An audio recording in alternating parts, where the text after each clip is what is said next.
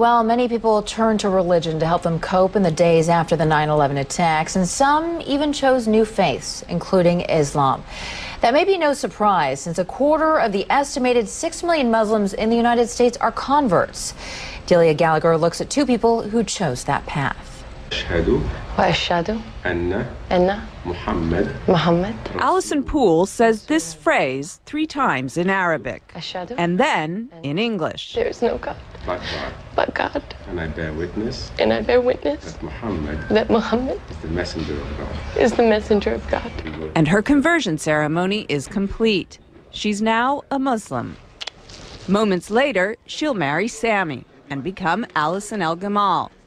But Allison, who was raised a Southern Baptist in North Carolina, says faith, not marriage, made her want to become a Muslim. I think for a long time I've been looking for something. There's been like a piece missing. Always one little thing that maybe wasn't right. At a ceremony marking the Muslim holy month of Ramadan, she explained why Islam appeals to her. I think because it's much more about peace. I'm praying 5 times a day. It's kind of hard to go out and say bad things or do bad things when you're praying 5 times a day. And you have to believe. The imam who married Allison says he's seen more American converts recently, in part because of the prominence of Islam in the news. It may sound paradoxical, but what happens is that when something becomes more in the news, people tend to want to know about it. Allison says she was already on a spiritual quest when she began to hear a lot about Islam post 9/11.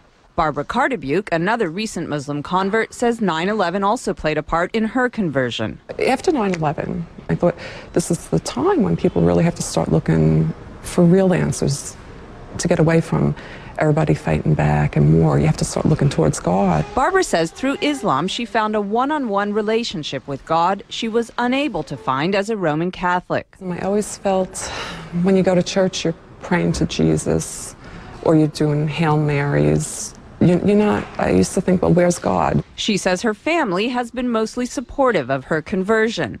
Allison says her family is completely behind her decision, but occasionally she's reminded that not everyone is. I was walking around down near the World Trade Center, and this woman walked by and she said, "I want to just go bomb those Muslim bastards." And I heard her say it, and it really struck me, because I was like, you know what, that's me. This is something that's brought me a peace that I've never known. And it's still so misunderstood. It's a choice she's proud of and says she'll keep for life. Delia Gallagher, CNN.